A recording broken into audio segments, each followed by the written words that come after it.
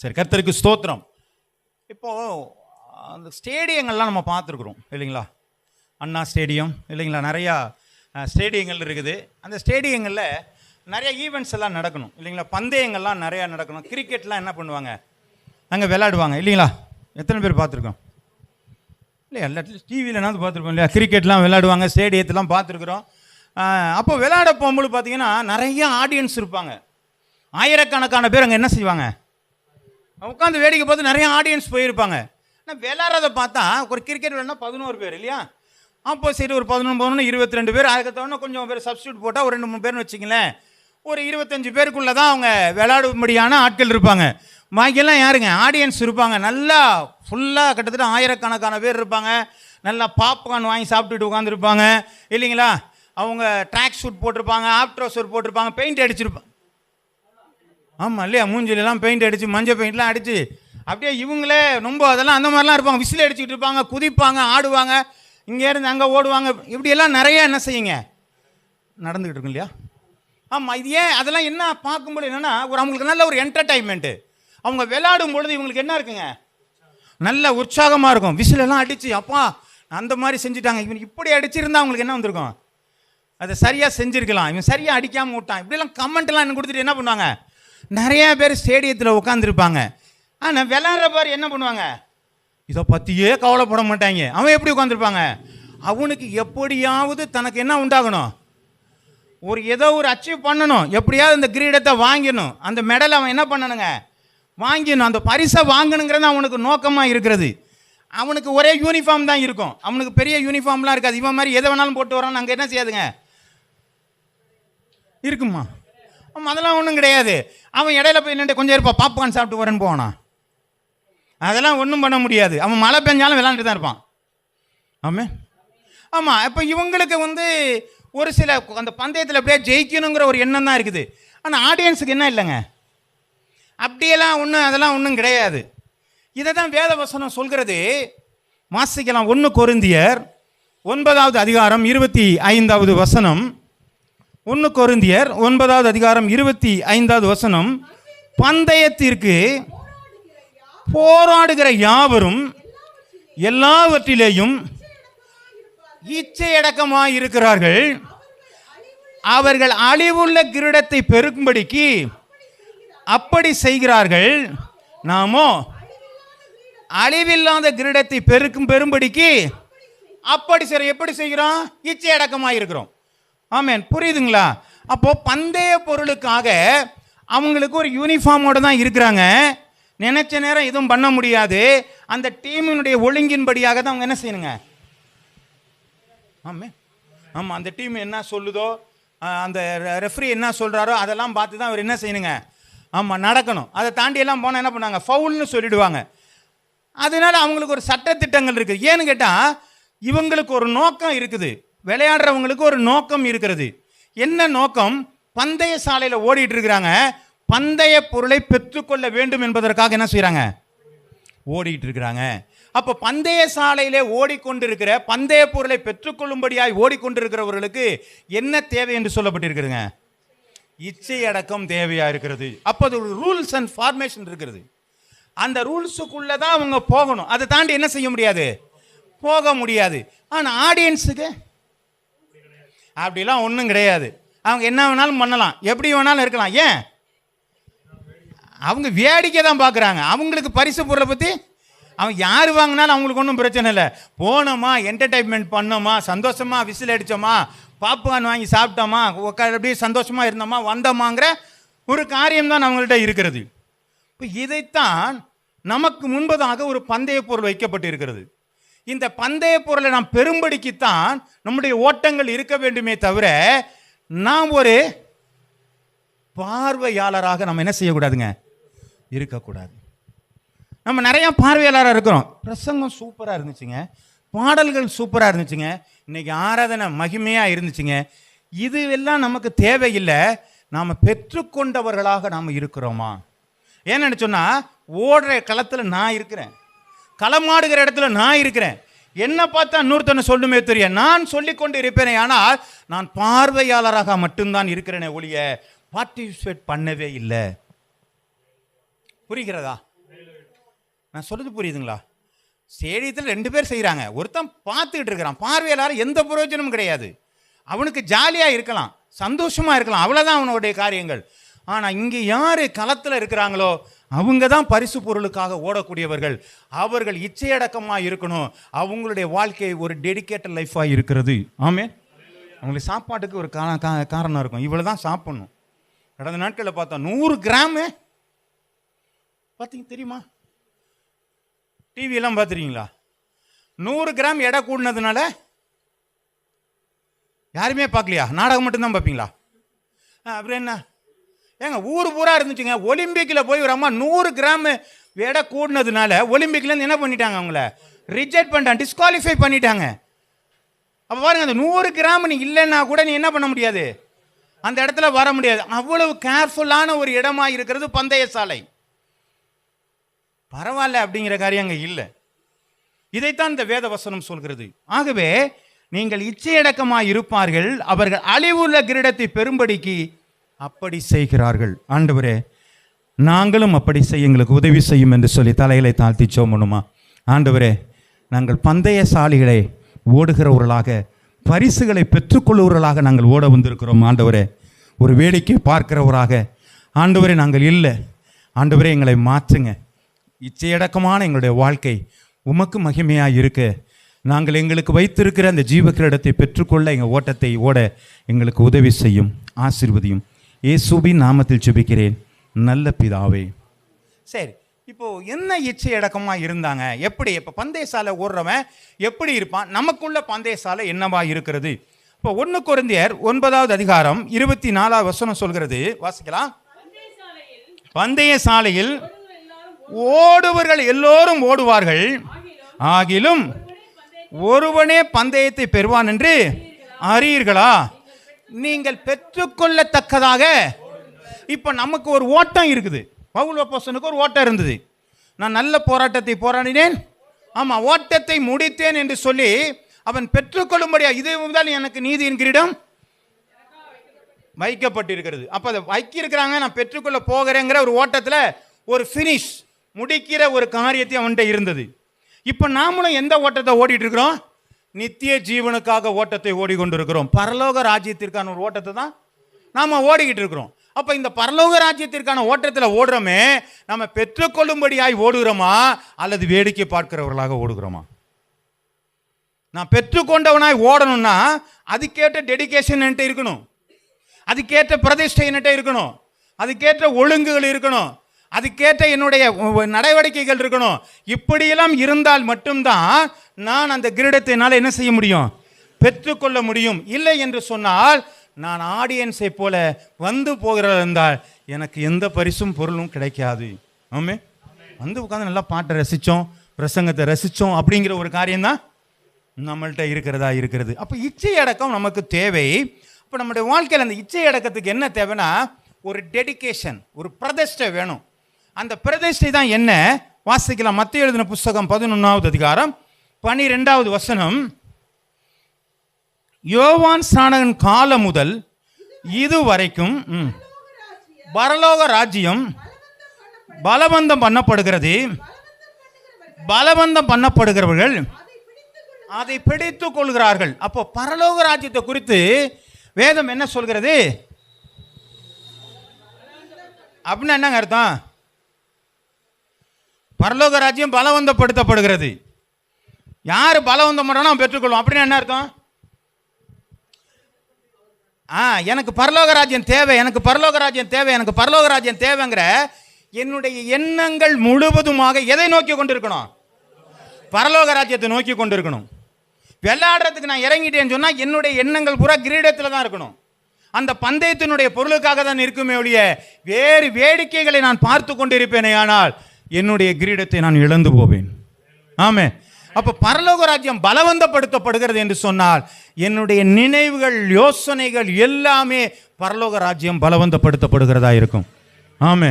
ஒரு மனுஷன் ஜெபம் பண்ணாரா இல்லையாங்க? ஆசீர்வதித்தால் ஒழிய தாம பிடிச்சிட்டு இருந்தார்ல, அது மாதிரி நம்ம கேட்கணும். என்ன செய்யணும்?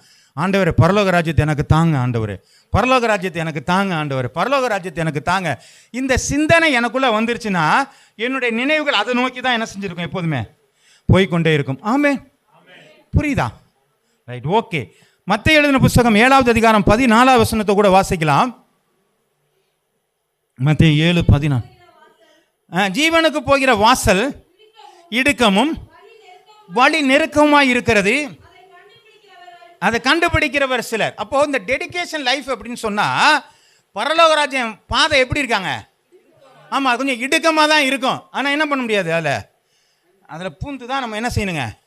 போன் கேட்டுக்கு போகிற வாசல் அது ஜாலியாக இருக்கலாம், எங்கே வேணாலும் போகலாம், பாப்கார்ன் சாப்பிட்லாம், பெயிண்ட் அடிச்சுட்டு வந்துருக்கலாம், ஆஃப் ட்ரோசர் போட்டு வரலாம், சுற்றிலாம் சுதியெல்லாம் எல்லாம் வேணாலும் பண்ணலாம், திறந்த வாசல். ஆனால் இடுக்கமான வாசல் எதாக இருக்குதுங்க? பரிசு பொருளை பொற்றுக்கொள்ளணும்னு சொன்னால் நம்ம எப்படி இருக்குங்க? நம்முடைய வாசல் கொஞ்சம் நெருக்கமாக தாங்க இருக்கணும், கஷ்டமாக தான் இருக்கும். ஆராதனைக்கு வருவது கஷ்டமாக தான் இருக்கும், மழை பெய்ய தான் செய்யும். ஆமென். ஆனாலும் என்ன செய்வார் ஆண்டவர்? நமக்கு வர்றதுக்கான பலனை. ஆமாம், ஏன் நம்ம பள்ளி வேலைக்கு போகும்போது நமக்கு என்ன செய்கிறேன்? ஆமாம், எப்படியாவது போயிடுறேன்ல. அப்போ அந்த இடத்துக்கு நான் போகிறதுக்கு என்னுடைய முயற்சி, நான் இந்த ஆண்டவருடைய ஆராதனைக்கு வர நான் என்னுடைய முயற்சி எடுப்பேனே. ஆனால் இதுதான் நெருக்கம். நான் மழை வந்தாலும் அங்கே தாங்க போவேன், அங்கே ப்ரேயர் நடக்குதுங்க, நான் போவேங்க. ஏதோ ஒரு வசனம் எனக்கு கிடைக்குமா, ஏதோ ஒரு ஆலோசனை எனக்கு கிடைக்குமா, நான் கொஞ்சம் தவறி இருக்கிறேன், எனக்கு ஏதாவது ஒன்று கிடைச்சி என்னை மாற்றிடுவார் ஆண்டவரே. இந்த ஒரு எதிர்பார்ப்போடு நம்முடைய வாழ்க்கை இருக்குமானால் நான் எல்லா காரியங்களிலும் நான் இணைந்திருக்க கொஞ்சம் இடுக்கமாக தாங்க இருக்கும். நெருக்கி தான் வரணும், கஷ்டப்பட்டு தான் வரணும், நம்ம தியாகம் செஞ்சு தான் வரணும். ஆமே, ஆமாம், பெரிய வாசல்லாம் கிடையாது. இது ஆண்டவருடைய வாசல் ரொம்ப குறுகியது. ரட்சிப்புக்குள்ளே வரணும், எதை அனுபவிக்கணுமோ அதை அனுபவிக்கணும், எதை பேசணுமோ அதான் பேசணும், எதை பேசக்கூடாது பேசக்கூடாது, யாரோட பேசணுமோ அவங்களோட தான் பேசணும், யாரோட நட்பு இருக்கக்கூடாது அவங்களோட நட்பு இருக்கக்கூடாது. இல்லைங்க, நான் எல்லாம் உலகத்தில் எல்லாம் சொந்தக்காரன் மாமா மச்சான் எல்லாம் இருக்கலாம், பிரச்சனை இல்லை. ஆனால் எல்லாமே உனக்கு தகுதியாக இருக்குமான்னு எனக்கு தெரியல. ஆனால் நீ அதெல்லாம் போக முடியாதையா? நாங்கள் இவ்வளோ கஷ்டமான காரியமா? ஆமாம், ஏனென்று சொன்னால் பந்தய சாலையில் இருக்கிற பரிசு பொருள் விலையேற பெற்றது. அதற்கு போகிறதற்கு டெடிகேஷன் தேவை. அதற்காக சில வாழ்க்கையில் நாம் பிரதிஷ்டை பண்ண வேண்டும். சில நெருக்கமான இடங்களுக்குள்ளாக நம்ம போகிறதற்கு அவசியமாக இருக்கிறது.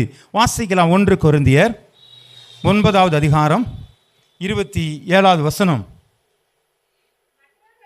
மற்றவர்களுக்கு பிரசங்கம் பண்ணுகிற நான் தானே ஆகாதவனாய் போகாதபடிக்கு என் சரீரத்தை ஒடுக்கி கீழ்ப்படுத்துகிறேன். அப்போ நான் என்ன பேசுகிறேனோ அதை சொல்கிறதுக்கு நான் என்ன பண்ணணும்? முதல்ல நான் பேசுகிறேன்னா அதுக்கு என்ன பண்ணணும்னா கீழ்ப்படிந்து நான் நடக்கணும். அப்படி நடக்குவதற்கு என்னுடைய சரீரத்தை நான் என்ன செய்யணுங்க? ஒடுக்கணும். ஆமே, ஆண்டவரே என்னை மாற்றுங்க, என்னை மாற்றுங்க, என்னை மாற்றுங்க, என்னை மாற்றுங்கன்னு சொல்லி என்னுடைய சரீரத்தை நான் என்ன பண்ணணும்? நான் ஒடுக்கணும். ஏன்? நான் பிரசங்கிக்கிறேன். ஆராதனைக்கு எல்லாரும் வந்துருங்க அப்படின்னா நான் மட்டும் ஆராதனைக்கு லீவ் போட்டு என்ன செய்யக்கூடாதுங்க? ஆமாம், போக முடியாது. நான் ஆகாதவனை போகக்கூடாது. நீங்கள் ப்ரேயருக்கு வாங்க, யாரை நீங்கள் ஒரு நாளைக்கு நடத்திட்டு போங்க, நீங்கள் ஒரு ஆளுக்கு நடத்திட்டு போங்க, நீங்கள் ஒரு நாளைக்கு நடத்திட்டு போங்கன்னு சொல்லி ஓட என்ன செய்ய முடியாது? நான் சொல்ல முடியாது. ஏன்? இது உனக்கு மேலே வந்த கடமை. அப்போ அதை நான் செஞ்சு தான் ஆகணும். அப்போ என்ன பண்ணும்? கஷ்டங்கள் வந்தாலும் அதை செஞ்சான். போதிக்கின்ற நானே நான் ஆகாதவனாய் போகாதபடிக்கு எப்படியாவது என் உடலை வருத்தி நான் என்ன செய்வேங்க? கீழ்ப்படுத்துகிறேன். கர்த்தருடைய நாமம் மகிமைப்படுவதாக. 2 கொரிந்தியர் 6வது அதிகாரம் 14 17 வசனங்கள் வரை.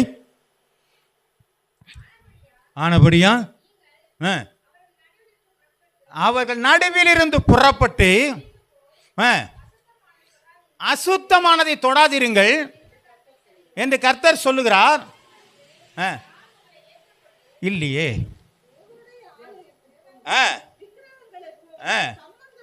சம்பந்தம் ஏது? நான் அவர்களுக்குள்ளே உலாவி வாசம் பண்ணி அவர்களுக்குள்ளே உலாவி அவர்கள் தேவனாய் இருப்பேன், அவர்கள் என் ஜனங்களாய் இருப்பார்கள்.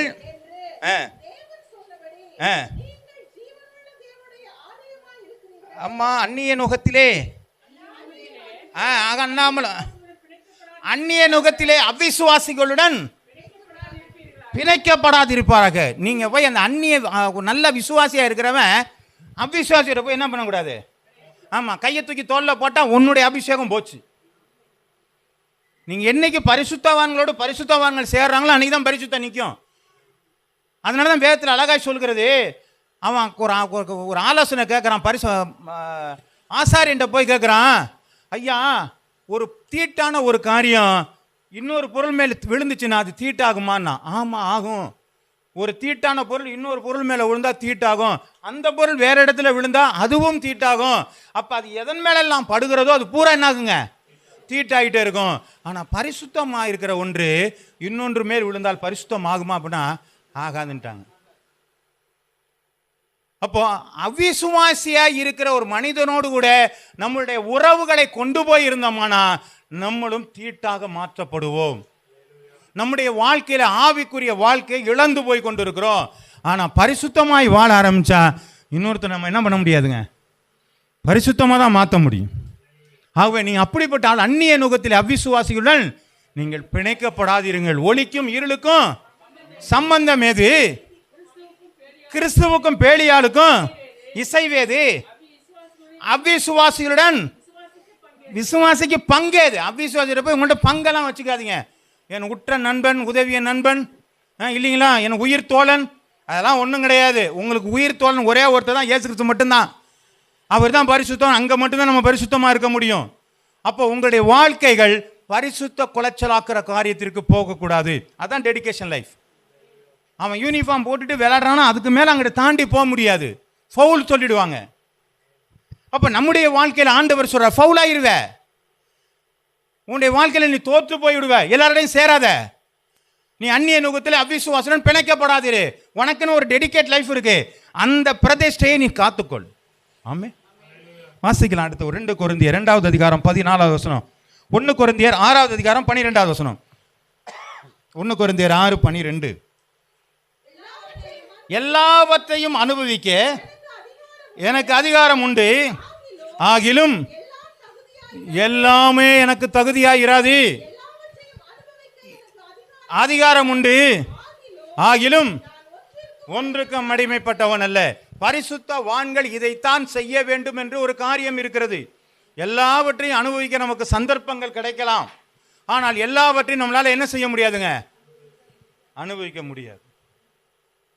ஏனென்று சொன்னால் என்னுடைய வாழ்க்கை வேறு, அந்த வாழ்க்கை வேறு.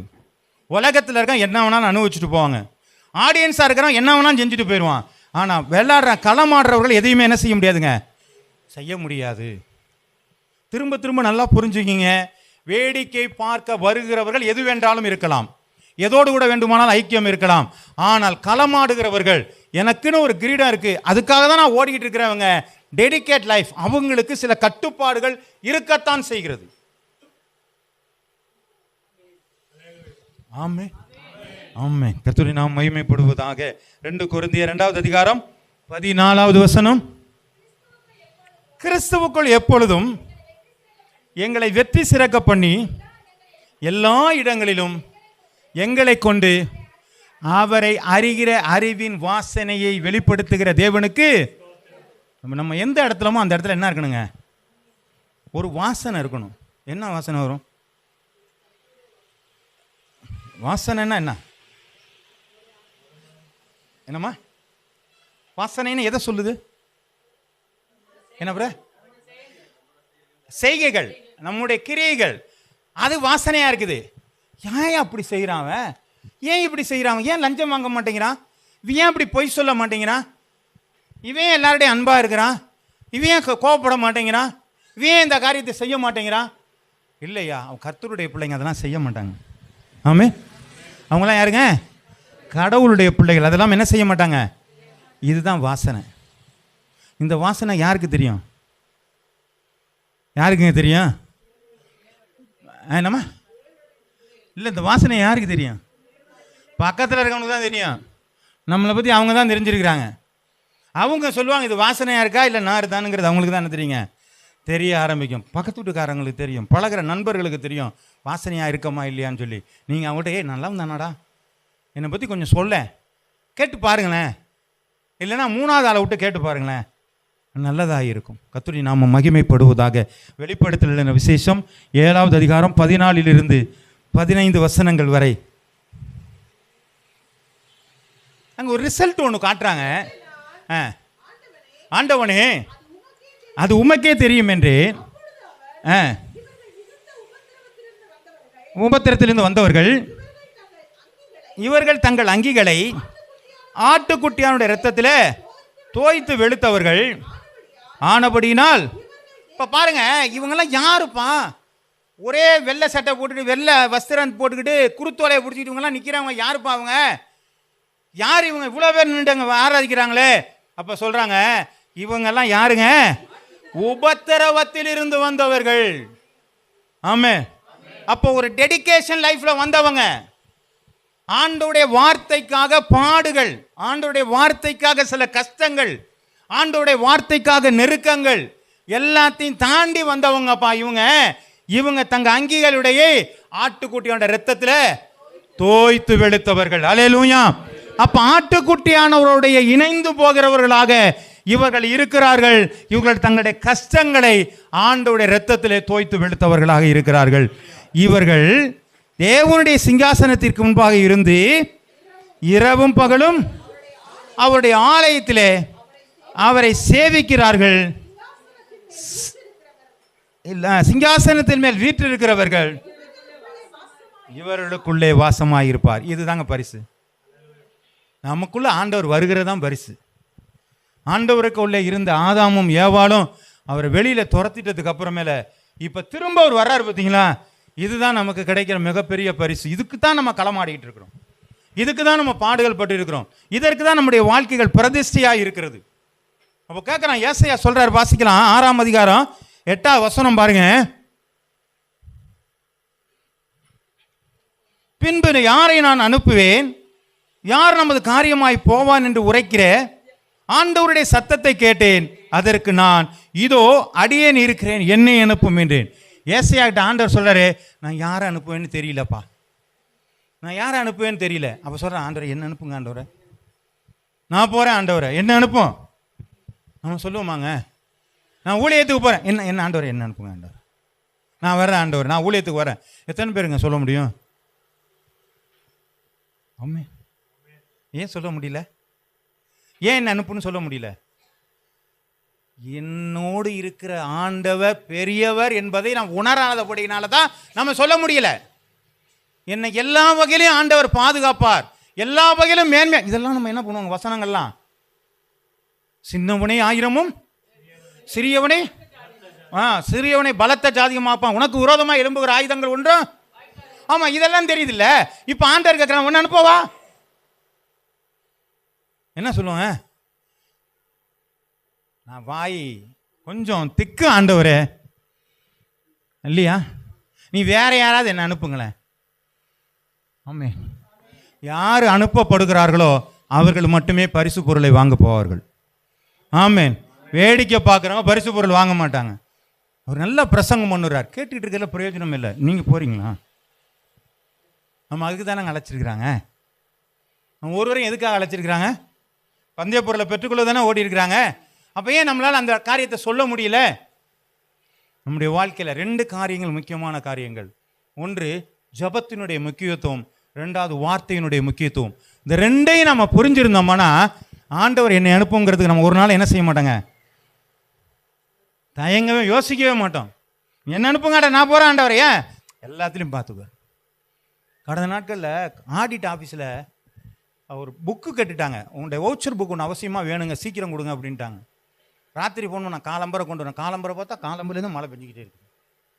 வண்டி எடுத்ததுலேருந்து மழையில் இருக்கு, நனைஞ்சிக்கிட்டே தான் போனேன். இங்கேருந்து திரும்பி பேங்க் வரலாம் போனேன், அதுலேயும் நனைஞ்சிக்கிட்டே தான் போனேன். சளி பிடிக்கல, ஜுரம் வரல, ஏங்க தும்மல் வரல, ஏன் வரல? வேலை ஆண்டவருடையது, பாதுகாக்கிறவர் ஆண்டவர். அப்போ நம்முடைய என்ன இருக்கு, ஆண்டவர் உனக்கு தான் போகிறேன், என்ன ஒன்றும் பண்ணக்கூடாது. நனைஞ்சிக்கிட்டு தான் போனேன். கடைசி வரலாம் காலம்பரை 9 மணிக்கு நான் புறப்பட்டு நனைஞ்ச ஆரம்பிச்சது, 1 மணி வரை நனைஞ்சிட்டு தான் இருந்தேன். அப்போ ஒன்றும் பண்ணலையே, ஏன்? ஆண்டவர் சார் உனக்கு உள்ளங்கையில் வரைஞ்சி வச்சிருக்கிறேன்ப்பா. அப்போதான் வசனங்கள் உதவி செய்யும். நம்ம அதை விட்டுட்டு ஆடியன்ஸாக உட்காந்துக்கிட்டு என்ன பண்ணக்கூடாது, இது இப்படி அடிச்சிருந்தா சூப்பராக இருக்கும், இந்த கதையே வேணாம், அவனுக்கு தான் தெரியும் வழி.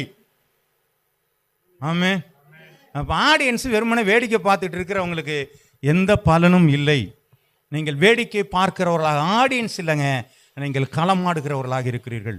நீங்கள் பெற்றுக்கொள்ளும்படியாய் நீங்கள் ஓடணும் தான் வேதம் சொல்லி கொண்டிருக்கிறது. நீங்கள் வேடிக்கை பார்க்கிறவர்களாக இராதீங்கள் என்று சொல்லி. இப்போ என்ன பண்ணா, மார்க் எழுதின புஸ்தகம் 14வது அதிகாரம் 38வது வசனம் சொல்கிறது, நீங்கள் சோதனைக்கு உட்படாதபடிக்கு விழித்திருந்து ஜெபம் பண்ணுங்கள், ஆவி உற்சாகமானதான், மாமிசமோ பலவீனமானது. அப்போ என்ன சொல்ற, நீங்கள் சோதனைக்கு உட்படாதபடிக்கு நீங்கள் என்ன பண்ணுங்க,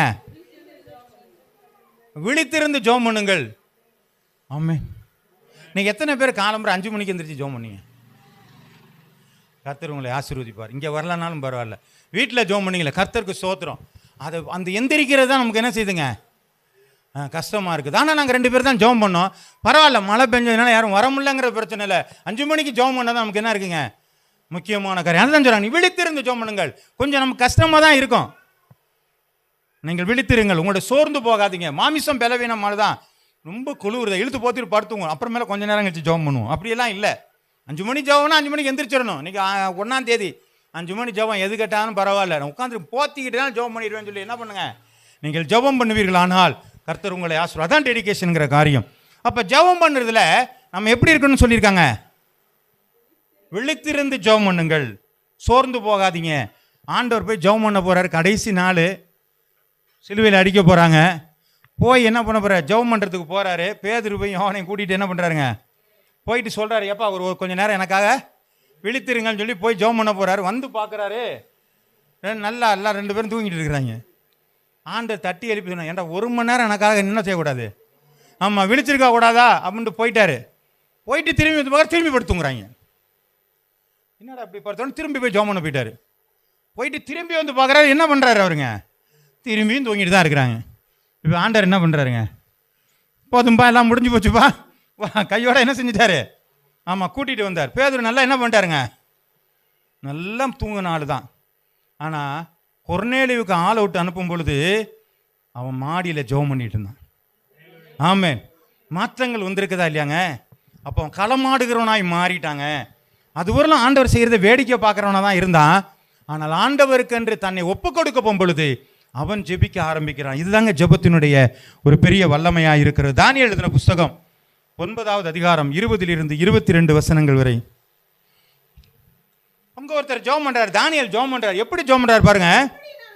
இப்படி நான் சொல்லி ஜெபம் பண்ணி என் பாவத்தையும் என் ஜனமாகிய இஸ்ரவேலின் பாவத்தையும் அறிக்கையிட்டு போதும். இப்ப என்ன சொல்றாருங்க, ஒரு ஜெபம்னா என்னங்க, பாவங்களை அறிக்கையிடணும். நான் செஞ்ச பாவம், ஐயா என்னுடைய ஊருக்காரன் செஞ்ச பாவம், என் சொந்தக்காரன் செஞ்ச பாவம், இது எல்லா பாவத்தையும் நான் அறிக்கையிடணுமா?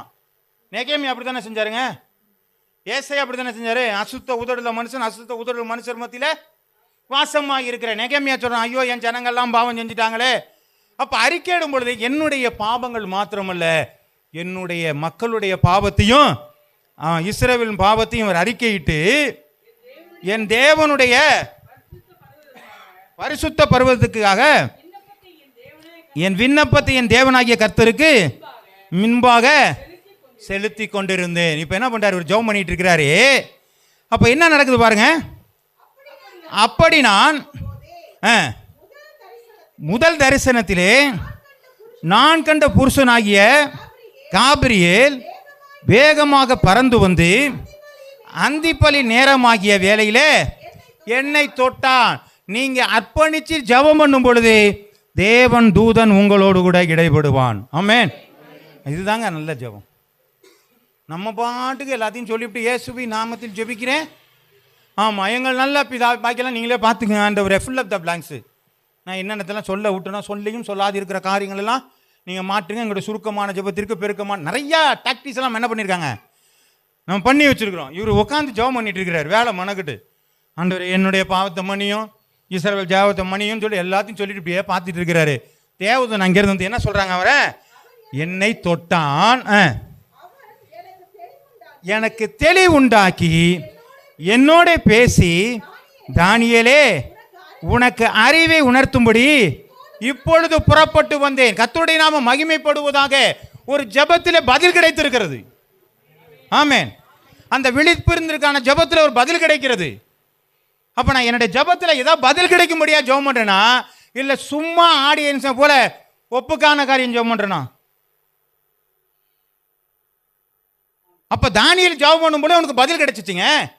தேவதூதன் வந்து தொடுறான், உனக்கு நான் வெளிப்படுத்தும்படியா நான் வந்திருக்கிறேன், உனக்கு தெளிவு உண்டாக்கும்படியா வந்திருக்கேன்னா நம்ம ஜெபம் பண்ணும்போது தேவதூதன் வருகிறானா? அல்லது ஆண்டவருடைய சத்தம் நமக்கு கேட்கப்படுகிறதா? இல்லை அந்த நாளில் இருந்த ஆண்டவர் இன்னைக்கு வயசாகி போச்சா? இல்லை அந்த நாளில் இருந்த ஆண்டவர் இன்னைக்கு இல்லாமல் போய்விட்டாரா?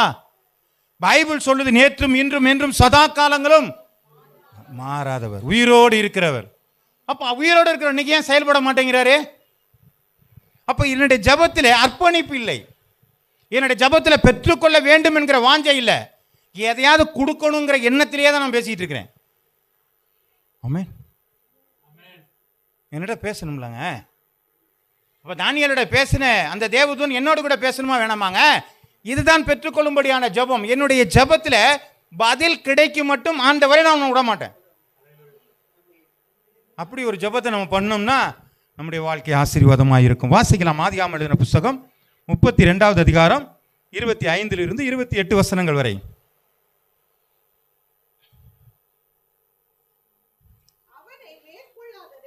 அவன் மேற்கொள்ளாதை கண்டு அவன் தொடை சந்தை தொட்டால் அவனோடு கூட போராடுகையில் யாக்கோபின் தொடை சந்து சுலுக்கிற்று. அவர் நான் போகட்டும், பொழுது விடுகிறது என்றார்.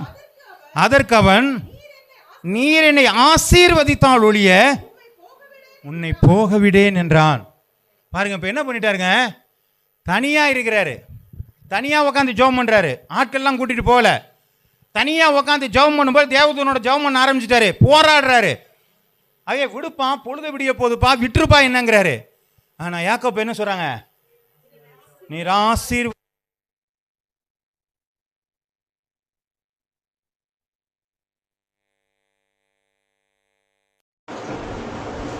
அப்ப என்ன பேசுறாரு? நீ என்னை ஆசீர்வதித்தாலுடைய உன்னை நான் போக விடன்ட்டாரு.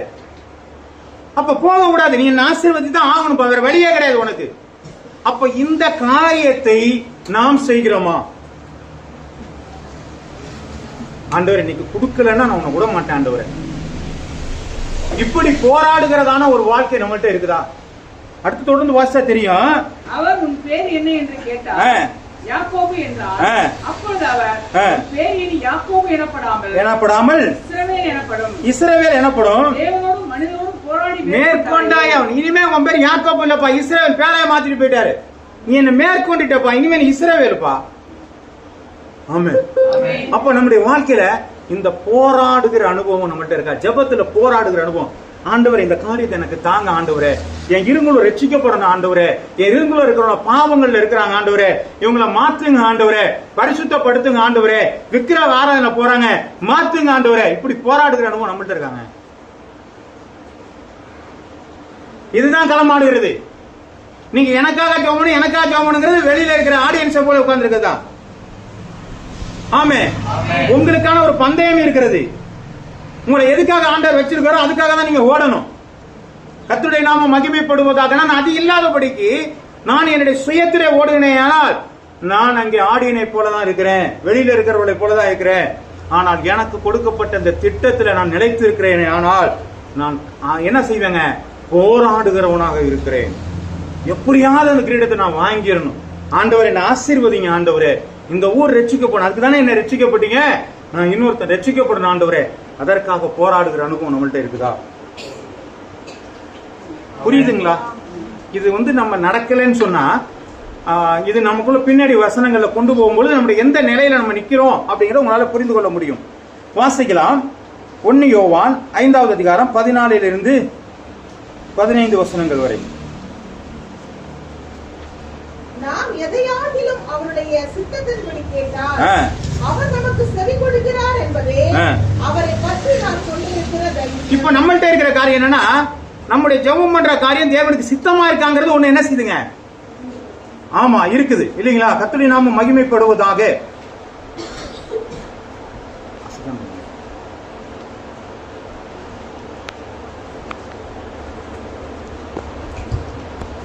ஆமென்.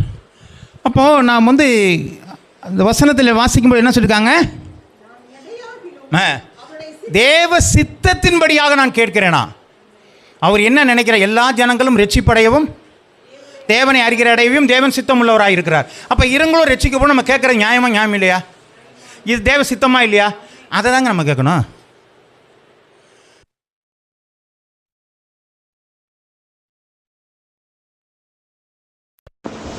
அப்போ நம்ம இதை கேட்காம நம்ம என்ன பண்ணியிருக்காங்க, இன்னும் நிறைய புதிய புதிய காரியங்கள்லாம் நம்ம என்ன செய்யறாங்க, நம்ம கேட்டுக்கிட்டு இருக்கிறதா சரியான களமாடுகிற ஒரு நிலை நம்மகிட்ட இல்லாம இருக்குது.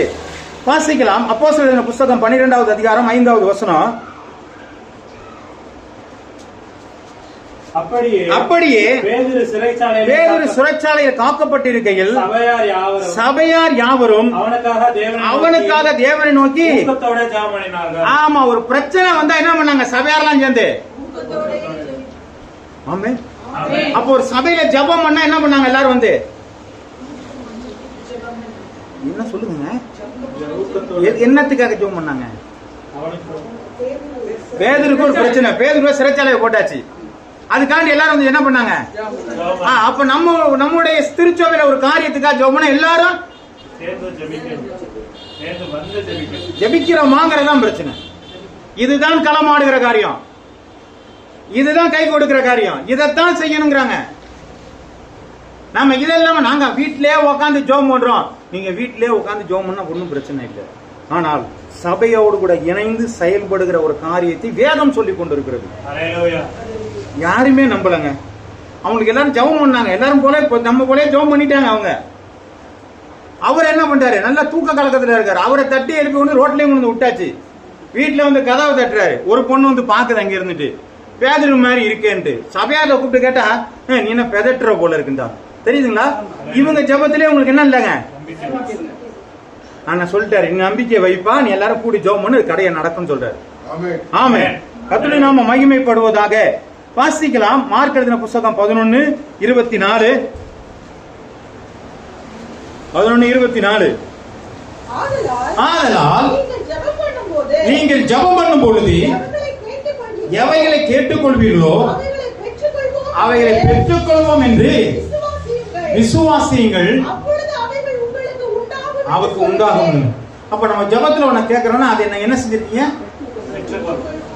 பெற்றுக்கொள்வோம் என்று விசுவாசியுங்கள். இப்படி ஒரு அனுபவம் நமக்கு வந்திருக்குங்களா? நான் ஒரு காரியத்தை ஆண்டவர்கிட்ட கேட்டேன், பெற்றுக்கொள்ளணும்னு சொல்லி நான் கேட்டேன், பெற்றுக்கிட்டேன் அப்படிங்கிற ஒரு காரியம் நம்மள்ட்ட இருக்குதுங்களா? அப்படி ஒரு அனுபவத்தை நம்ம வந்திருக்கிறோமா? நான் எதை கேட்டேன் அதை ஆண்டவர் பெற்றுக்கொள்வோம் என்று விசுவாசிங்கள், அப்பொழுது பெற்றுக்கொள்வீர்கள். இது ஆண்டவர்கிட்ட கேட்டேன், விசுவாசிக்க அந்த கொடுப்பாரியா? அப்படி ஒரு காரியத்தை நம்ம பெற்றுக் கொண்டிருந்தோமானால் நாம் ஜெபத்துல சரியா இருக்கிறோம்னு அர்த்தம்.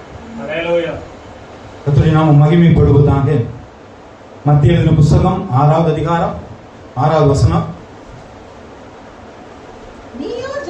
நீயோ ஜெபம் பண்ணும் பொழுது உன் அறை வீட்டுக்குள் பிரவேசித்து உன் கதவை பூட்டி அந்தரங்கத்தில் இருக்கும் பிதாவை நோக்கி ஜெபம் பண்ணு. அப்பொழுது அந்தரத்தில் பார்க்கிற உன் பிதாவானவர்.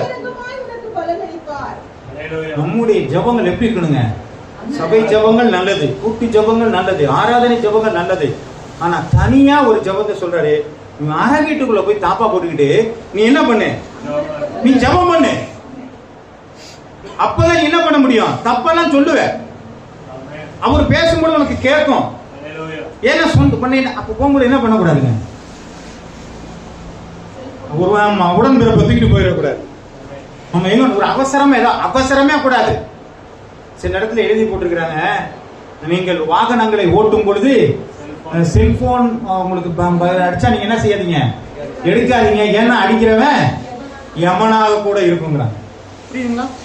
நீ அதை ஓட்டிட்டு பேசுறீங்கடா உளுந்துறாங்கிறாங்க. அதே போல நம்ம பிரேயர் சொன்னோம்னா அதெல்லாம் தூக்கி ஓரம் கட்டி வச்சிடணும். இதெல்லாம் எனக்கு தேவையில்லை, நானும் ஆண்டவர் மட்டும்தான். எப்படி யாக்கோபு ஜெபம் அக்கறைப்படுத்திட்டான் எல்லாத்தையும், அந்த அக்கறைப்படுத்துகிற அனுபவம் நாம பெற்றுக்கொள்ள முடியும். அப்போ என்னுடைய ஜெபத்துல நான் பெற்றுக்கொள்ள முடியும் என்பதால் மட்டுமே என்னுடைய வாழ்க்கையில என்னுடைய இலக்கை தொட முடியும். ஆமென். அது எனக்கு பெரிய பூஸ்ட். என் ஜெபத்துல என்னுடைய வசனங்களை பெற்றுக்கொள்கிறேன், நான் நடக்கிறபடி நடக்கிறேன், ஆண்டவரை பெற்றுக்கொள்கிறேன். இப்படி என்னுடைய அனுபவங்கள் இருக்குமானால் என்னுடைய டெடிகேஷன், என்னுடைய பிரதிஷ்டை, என்னுடைய வாழ்க்கை சரியாக இருக்கும். பரிசு நிச்சயமா நாங்கள் பெற்றுக்கொள்வேன். அடுத்து பாத்தீங்கன்னா வார்த்தையோடு கூட நாம் இணைந்திருக்கிற காரியங்கள். ஜபத்தோட இணைஞ்சிருக்கிறோம், என்னென்ன எப்படி இணைஞ்சிருக்கணும் சொல்லிட்டோம். வார்த்தை எப்படி நம்மளோட கூட இருக்குது இன்னும் தெரியுங்க. வார்த்தையெல்லாம் 2 தீமோத்தேயு புத்தகம் 3வது அதிகாரம் 16, 17 வேத வாக்கியங்கள் எல்லாம் தேவ ஆவியினாலே அருளப்பட்டிருக்கிறது. தேவனுடைய மனுஷன் தேறினவனாகவும் எந்த நற்கிரியும் செய்ய தகுதி உள்ளவனாக இருக்கும்படிக்கு அவைகள் உபதேசத்திற்கும் கடிந்து கொள்ளுதலுக்கும் சீர்திருத்தலுக்கும் நீதியை படிப்பித்தலுக்கும். அப்ப இந்த வசனம் யாருதுங்க? வேத வாக்கியங்கள்லாம் தேவ ஆவியினாலே யாருக்கு? யோவானுக்கு, பேதுருவுக்கு, பவுலுக்கு, ஏசாயாவுக்கு, எசேக்கியேலுக்கு, புரியுதுங்களா? மோசேக்கு, எல்லாருக்கும் தேவ ஆவி அருளப்பட்டு அந்த வசனத்தை என்ன செஞ்சிருக்காங்க? எழுத வச்சிருக்காங்க. இது எதுக்காக எழுதுனாங்கன்னா மனுஷன் தேர்றவனுக்கு தான் எழுத வச்சிருக்காங்க. அப்ப இந்த பைபிளை வாசிக்காம என்னால தேர முடியாது. ஆமென். அப்ப விளையாடுறவனுக்கு பிராக்டிஸ் இல்லாம என்ன பண்ண முடியாதுங்க? ஜெயிக்க முடியாது. அப்ப பிராக்டிஸ், பிராக்டிஸ் எதுங்க? ஜபம் தான் அவனுக்கு பிராக்டிஸ். அப்பதான் அவனால என்ன பண்ண முடியும்? பெற்றுக்கொள்ள முடியாது, போக முடியும். 2வது பிராக்டிஸ் எதுங்க? வேத வசனம். அப்ப இந்த வசனம் பூரா உண்மைதான்ப்பா, இதுல இருக்கிற ஒண்ணுமே மாறவே மாறாது என்கிற நம்முடைய உள்ளத்துல அந்த வைராக்கியம் இருந்துருச்சுன்னா நான் ஒரு நாள் பேசிக்கு போக மாட்டேன். வாசிக்கலாம். உபாகமம் 6வது அதிகாரம் 6வது வசனம். உபாகமம் 6:6 என்று நான் உனக்கு கட்டளையிடுகிற இந்த வார்த்தைகள் உன் இருதயத்தில் இருக்க கடவுது. வசனம் எங்க இருக்கணுமாங்க? ஏன் சில பேர் சொல்லுவாங்கல்ல, உங்களுடைய ஆபீஸ்ல இருக்கிற கணக்கு அப்படிங்க எல்லாம் எங்க ஃபிங்கர் டிப்ல வச்சிருக்கோம் சொல்றோம் இல்லையாங்க? எல்லாமே அப்படியே கணக்குல கரெக்டா வச்சிருக்கோம். அப்படியே சொன்னா உடனே அடிச்சு விட்டுருவாங்க. நம்ம வேத வசனத்தை அப்படி சொல்ல முடியும்? எல்லாமே எனக்கு பர்ஃபெக்டா தெரியுங்க. எனக்கு அப்படியே சொன்ன உடனே செஞ்சிருவாங்க. அந்த அளவுலாம் எனக்கு எல்லாம் கரெக்டா தெரியும். ஆனா வேத வசனம் சொல்கிறது உன் வசனங்கள்லாம் இருதயத்துல இருக்கட்டும். இருக்குதாப்பா? இருதயத்துல வசனம் இருக்குதா இல்ல வெளியில வச்சிருக்கிறோமா? வேணுங்க போய் திருப்பி பாக்குறோமா? என்னமோன்னு சொன்னாரு ஆண்டவர். என்னமோ பிரசங்கத்துல ஏதோ ஒரு வார்த்தை சொன்னாங்களே, நான் நினைவு பண்ணி பாக்குறேன், ஒண்ணும் மனசுல வர மாட்டேங்குது, வராதுங்க. ஏன்னு சொன்னா பழைய பாடல்களை பாடும்போது திரும்ப என்ன பண்ணிடுறாங்க, எங்கேயோ ஒரு சப்கான்சியஸ் மைண்ட்ல இருக்குது, அது ரெக்கார்ட் ஆகி இருக்குது, எழும்பவே மாட்டேங்குது. ஆனா அந்த ஒரு பாட்டை கேட்கும்போது திரும்ப நம்ம என்ன பண்றோம், அதை ஹம் பண்றோம். ஏங்க அது இதயத்துக்குள்ள இருக்குதான், ஆனா வசனம் மட்டும் எங்க போக மாட்டேங்குதுங்க, அது வரவே மாட்டேங்குது. ஏன் இது எனக்கு அந்த அளவுக்கு போக மாட்டேங்குது, ஏன் அது பிடிக்கிற அளவுக்கு இது போக மாட்டேங்குதுங்க. பிசாசு உனக்கு ஈஸியா பிடிச்சிருவான்பா, இது பிடிக்கிறதா உனக்கு சிரமம், இதுக்கு போராடணும். இதை ஒரு வாட்டி 2 வாட்டி மனப்பாடம் பண்ணணும். ஒரு வாட்டி 2 வாட்டி மனப்பாடம் பண்ணாலும் பரவாயில்லங்க, 2-3 பேருக்கா சொல்லுங்க, ஞாபகம் வந்துடும். ஆமே, ஒரே வார்த்தையை 2 பேருக்கு 3 பேருக்கு சொன்னா என்ன வந்துருங்க, ஞாபகம் வந்துருமா இல்லையா? சொல்லுங்க, அப்படியா இருதயத்தில் வந்துட்டுமே. அது யாருங்க போய் சொல்றது? நீங்கள் பிரதிஷ்டை பண்ணப்பட்ட ஆட்களா இருந்தீர்களானால் நீங்கள் சொல்லித்தான் ஆக வேண்டும், மனப்பாடம் பண்ணித்தான் ஆக வேண்டும். அதுதான் சொல்லுது, உங்க இருதயத்துல இருந்துதான் ஆகணும். சங்கீதம் 37:31 அவனுடைய தேவன் அருளிய வேதம் அவன் இருதயத்தில் இருக்கிறது. இருதயத்துல வசனம் இருந்தாதான் உங்க நடை பிசகாது. நீங்க வழி விலகாம போகணும்னு சொன்னா உங்களுடைய இருதயத்தில் என்ன இருக்கணுங்க, சட்டம் தெரிஞ்சிருக்கணும். ஆமே, ஒருத்தர் பவுல் பண்றாருன்னு சொன்னா தப்பா பவுல் பண்ணது தப்பு என்னங்கிற தெரிஞ்சிருந்தாதான் தப்பு என்ன பண்ண மாட்டாருங்க, தப்பா பவுல் பண்ண மாட்டாரு. அதான் நீ பிசகி போகாது, உன்கிட்ட சட்டம் கையில தெரிஞ்சா உனக்கு பிசகி போகாது. வேத வசனம் உங்க கையில இருந்துச்சுன்னா உங்க நடைகள் என்ன செய்யாதுங்க, உங்களுடைய பழக்க வழக்கம் மாறாது, உங்களுடைய ஒழுங்கு மாறாது, நீங்க அடுத்தவரோட இருக்கிற நட்பு மாறாது, எல்லாமே ஒழுங்கா இருக்கும். ஏன், உங்களுடைய வசனம் உங்களை ஒழுங்குபடுத்திக்கிட்டே இருக்குது. கர்த்தருடைய நாமம் மகிமைப்படுவதாக. எசேக்கியேல் 30:3-10-11 எடுத்து வாசிக்கலாம். எசேக்கியேல் 3:10. பின்னும் அவர் என்னை நோக்கி, மனுபுத்திரனே, நீ உன் செவிகளாலே கேட்டு உன் இருதயத்தில் இப்ப என்ன சொல்றார் ஆண்டவரே? நான் சொல்ற வாசனம் எல்லாம் உன் காதுல கேட்டு உன் இருதயத்தில் ஏற்றுக்கொண்டு நீ போய் சிறைப்பட்ட உன் ஜனத்தின் புத்தரிடத்திலே சேர்ந்து அவன் கேட்டாலும் கேட்காவிட்டாலும் அவர்களோட பேசி கர்த்தராகிய ஆண்டவர் இன்னதை உரைக்கிறார் என்று. இது நான் சொல்லல, யார் சொன்னா? ஆண்டவரே சொல்லிட்டாரு. என்ன சொல்றாரு? எப்பா நீ காதுல கேட்கிறீல்ல, அது இருதயத்துல வச்சுக்கிட்டு உன் ஜனத்திட்ட போய் அவன் கேட்டாலும் கேட்காட்டாலும் சொல்லு. இது யார் செய்யணும்? நாம செய்யணும். டெடிகேட் பண்ணப்பட்டவர்கள் செய்யணும், பிரதிஷ்டை பண்ணப்பட்டவர்கள் செய்யணும், தேவனுடைய பிள்ளைகள் செய்யணும். ஓகே, கர்த்தருடைய நாமம் மகிமைப்படுவதாக. ஏசாயா எழுதின புத்தகம் 51வது அதிகாரம் 21வது வசனம். ஆகையால் சிறுமைப்பட்டவரே, இல்லம்மா 59:21 கடைசி. உன் மேல் இருக்கிற என் ஆவியும் ஆசையும் நான் உன் வாயில் அறிகிற என் வார்த்தைகளும் இது முதல் என்றென்றைக்கும் உன் வாயில் இருந்தும் உன் சந்ததியின் வாயில் இருந்தும் உன் சந்ததியுடைய சந்ததியின் வாயில் இருந்தும் நீங்குவதில்லை என்று. இப்ப ஆண்டவர் சொன்ன வார்த்தை எங்க இருக்கணுமாங்க? என் வாயில இருக்கணும், என் புள்ள வாயில இருக்கணும், அந்த பிள்ளையோட புள்ள வாயில இருக்கணும், அந்த பிள்ளையுடைய புள்ள வாயில இருக்கணும், சந்ததியோட என்ன இருக்கணுங்க?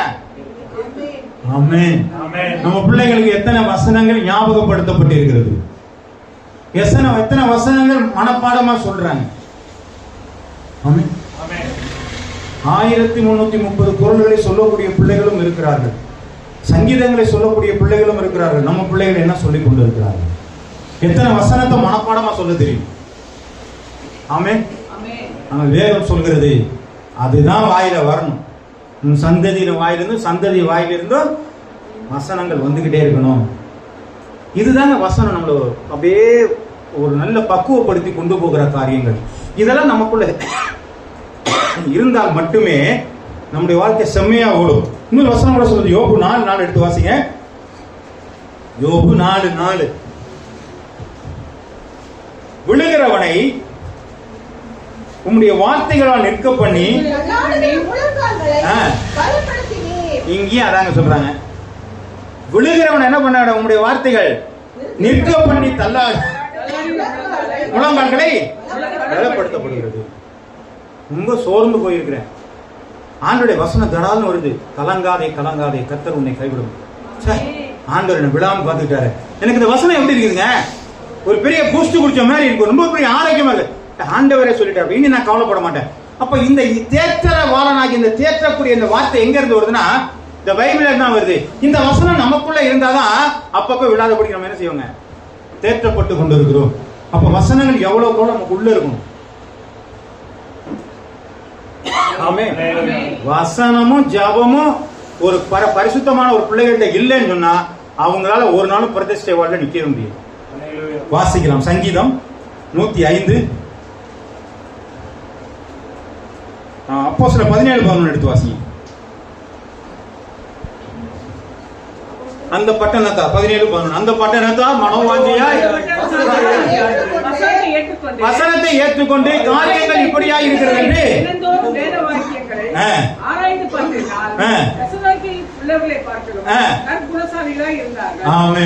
இந்த வருஷத்துல யாரு பைபிளை முடிச்சது? இந்த வருஷத்துல நான் ஆரம்பத்திலே சொல்லியிருக்கேன், உங்களுக்கு பைபிளை முடிக்கணும். ஏமா இந்த வருஷம் ஆரம்பத்தில் இந்த ஒரு வருஷத்துல முடிச்சிட்டீங்களா?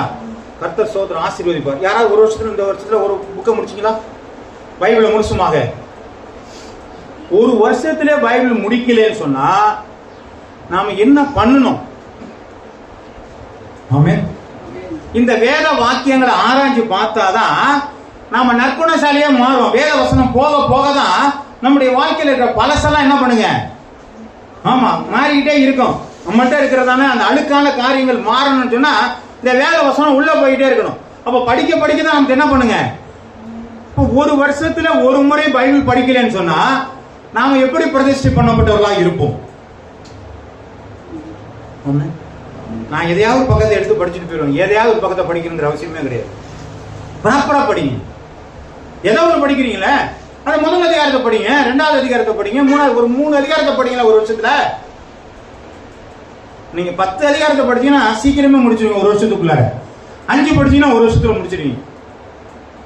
ஏன்னு கேட்டா பின்னாடி இருக்கிற காரியங்கள்லாம் சேர்த்து வாசிக்கிறதுக்கு நமக்கு ஈஸியா இருக்கும். சங்கீதத்துல 3 சங்கீதம் 4 சங்கீதம்லாம் சேர்த்து வாசிக்கிற மாதிரி எல்லாம் இருக்கும்.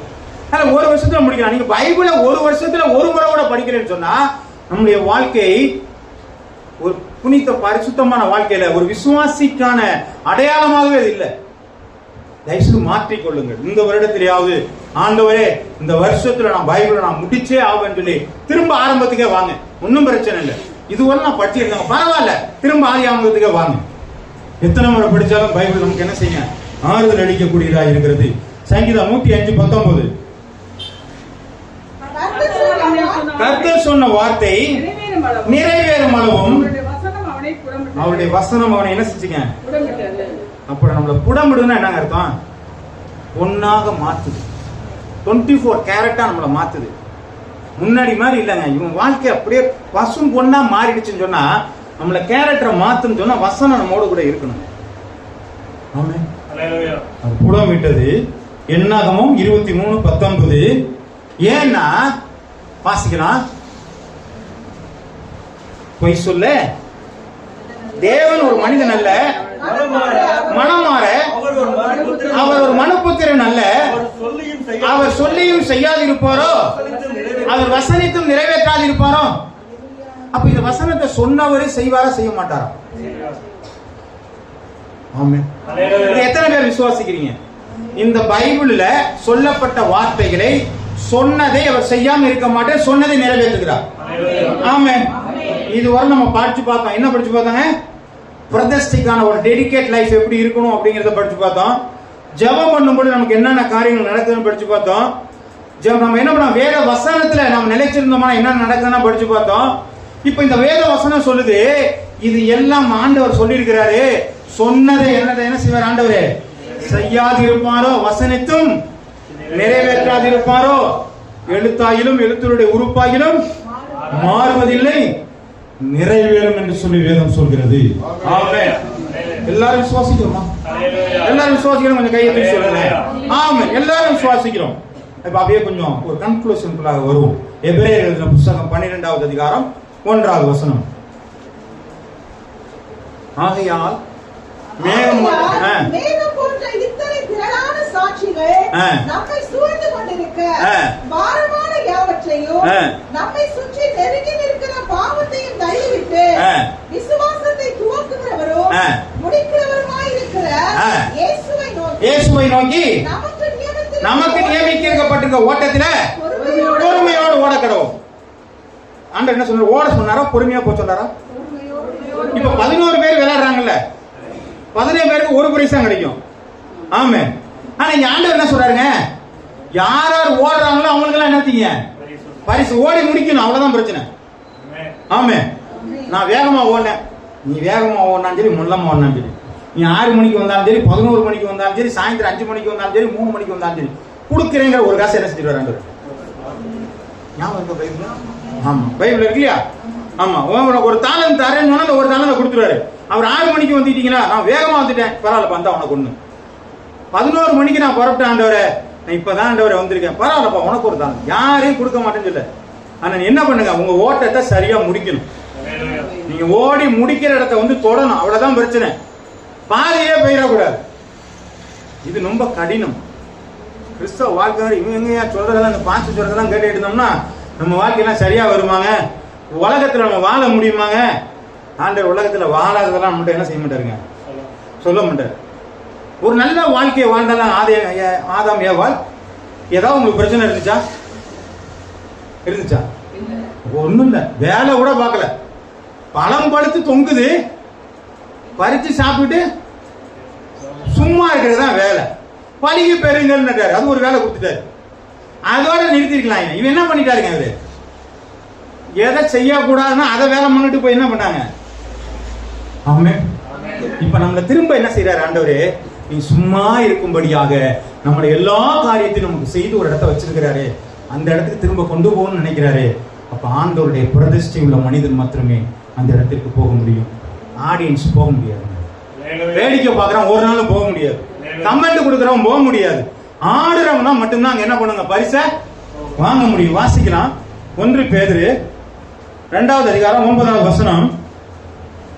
என்ன நமக்குள்ள வச்சிருக்கிற அந்த ஆடுகளம், என்ன களம் நமக்கு வச்சிருக்கிறாரு? இப்படி இருக்க இல்லம்மா. 1 பேதுரு 2:9. நீங்களோ நல்லா பாருங்க, நீங்களோ உங்களை அந்தகாரத்தில் நின்று தம்முடைய ஆச்சரியமான ஒளியிடத்திலே வரவழைத்தவருடைய புண்ணியங்களை அறிவிக்கும்படிக்கு தெரிந்து கொள்ளப்பட்ட சந்ததியாயும் ராஜரீக ஆசாரிய கூட்டமாயும் பரிசுத்த ஜனமாயும் அவருக்கு சொந்தமான ஜனமாயும் இருக்கிறீர்களே. அப்ப இவ்வளவு காரியத்தை சொன்னது எதுக்குங்க? அறிவிக்கிறதுக்காக. எப்பா நான் வேலையை உன்னை பாதியோட நிறுத்திட்டு வந்திருக்கிறேன், அந்த வேலையை நீ செய்யின்னு சொல்லி நமக்கு ஒரு வேலையை கொடுத்திருக்கிறாரு. இந்த வேலை தான் டெடிகேஷன். அது எப்படிங்க? நான் சொல்றது போனா வந்துடலாமாங்க? நீ சொல்றது மட்டும் இல்ல, அதுபடி நீ நடக்க ஆரம்பிப்ப. ஆமே. அப்ப என்னுடைய நடக்கைய பாக்குறவன் என்ன பண்ணா, வாசனை வீசுதவனுக்கு நானும் வரவா, வாப்பா. அப்ப புண்ணியங்களை அறிவிக்கிறதுக்கு சபையில ஆண்டவர் தேர்ந்தெடுத்திருக்கிறார். நமக்கு ரட்சிப்பு அதுக்கு தான் கொடுத்திருக்கிறார். நமக்கு பரிசுத்தாவி அதுக்கு தான் கொடுத்திருக்கிறார். கிருபைகள் அதுக்கு தான் கொடுத்திருக்கிறார். வரங்கள் அதுக்கு தான் கொடுத்திருக்கிறார். எதுக்கு? அவருடைய புண்ணியங்களை அறிவிக்கும்படிக்கு. அதெல்லாம் யாராவது கொடுத்துட்டு போட்டுனா யாராவது பரிசு வாங்கிட்டு போயிடுவாங்க. ஆமென். இப்ப தெரியுதுங்களா யார் ஆடியன்ஸ், யாரு களமாடுறவங்க? யாரு அறிவிக்கிறாங்களோ அவங்களுக்கு தான் என்ன கிடைக்கும்? ஆமென். நான் யாராவது கொடுக்கட்டும், நான் ஜெபம் பண்ணிட்டே இருக்கிறேன்னு சொன்னா யாராலையும் செய்ய முடியாத ஒரு காரியம் இல்லைங்க. ஒவ்வொருத்தருக்கும் ஒரு டேலண்ட கொடுத்துருக்க, ஏதோ ஒண்ணு செய்ய வச்சிருக்கிறார். அதை செய்யாதபடிக்கு நாம் இருக்கிறது தான் நம்முடைய வாழ்க்கையில மிக தோல்வியை கொண்டு வருகிறதா இருக்கிறது. வாசிக்கலாம். மத்தேயு எழுதின புத்தகம் 25வது அதிகாரம் 31 - 33 வசனங்கள் வரை. அன்றியும் மனுஷகுமாரன் மகிமை பொருந்தினாய் சகல பரிசுத்த தூதரோடு கூட வரும் பொழுது தமது மகிமையுள்ள சிங்காசனத்தின் மேல் வீற்றிருப்பார். அப்ப ஆண்டவர் வரப்போகிறார். ஆமென். எத்தனை பேர் நம்புறோம்? எல்லாரும் நம்புறோம். விசுவாசிக்கிறோமாங்க? ஆமென். எல்லாரும் ஆண்டவர் வருகிற விசுவாசிக்கிறோம். அவர் வரும் பொழுது தமது மகிமையுள்ள சிங்காசனத்தின் மேல் வீற்றிருப்பார். அப்பொழுது சகல ஜனங்களும் அவருக்கு முன்பாக சேர்க்கப்படுவார்கள். மேய்ப்பனானவன் செம்மறி ஆடுகளையும் வெள்ளாடுகளையும் வெவ்வேறாக பிரித்து அவர்களை பிரித்து செம்மறி ஆடுகளை தமது வலப்பக்கத்திலும் வெள்ளாடுகளை தமது இடது பக்கத்திலும் நிறுத்துவார். இப்ப வலப்பக்கத்தில் இருக்கவங்க ஒரு பக்கம் கொண்டு போச்சுவார், இடது பக்கத்தில் ஒருத்தவங்க என்ன செய்வாருங்க? இடது பக்கத்தில் இருக்கவங்க கொண்டு போய் என்ன பண்றாரு ஆண்டவர்? ஆமா, எங்க கொண்டு போய் சேர்க்கிறாரு பாருங்க. கடைசியில் அந்த வசனத்துல வாசி பார்த்தா தெரியும். அவங்களை என்ன பண்றாரு? இடது பக்கத்தில் இருக்கிறவர்களை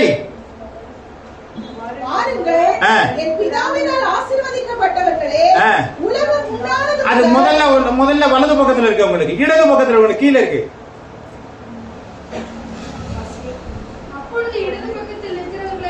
பார்த்து சபிக்கப்பட்டவர்களே. பாருங்க, வலது பக்கத்தில் இருக்கவங்க ஆண்டவருக்காக உள்ள பிள்ளைங்களா, இடது பக்கத்தில் உள்ளவங்க சபிக்கப்பட்டவர்களாம். புரியுதுங்களா?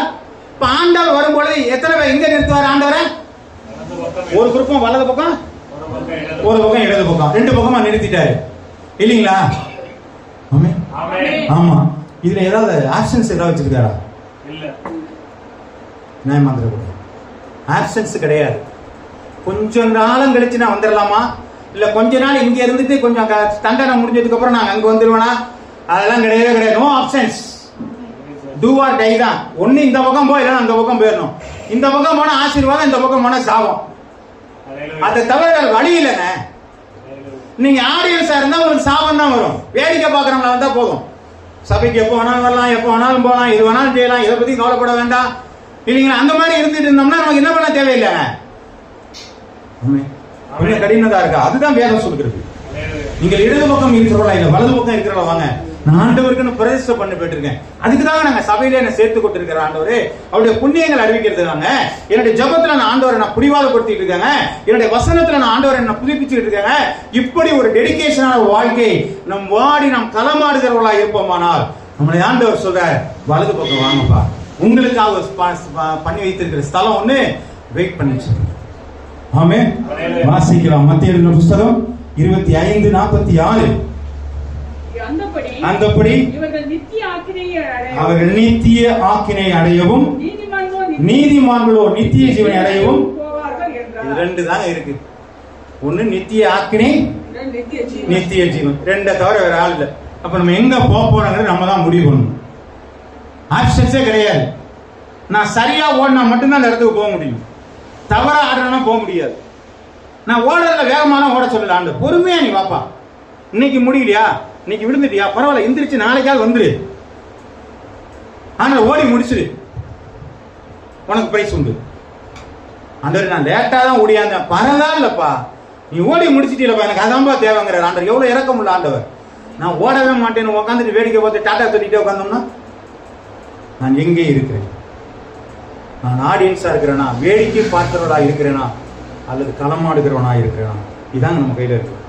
களமாடுகிறவன் அந்த வலது பக்கத்திலையும் வேடிக்கை பார்க்கிற அந்த இடதுபுறத்திலும் தான் நிற்க வேண்டிய சூழ்நிலை இருக்குது. ஆப்ஷனே ஆண்டவர் கொடுக்குது. அதுக்கு ஏதாவது அடுத்த ஒரு 100 அடுத்த ஏதாவது 2வது இடம் 3வது இடம் இருக்காங்க. ஒரு இடம் இல்லப்பா உலகத்துல தான். ஃபர்ஸ்ட் பிரைஸ், செகண்ட் பிரைஸ், ஒரே பிரைஸ் தான் இங்க. ஒன்னு ஃபர்ஸ்ட் இல்லைன்னா கண்டம், 2 தான் இருக்குது. நம்ம எதை திரும்பி கண்ணில் முடிச்சோம் இல்லாமல்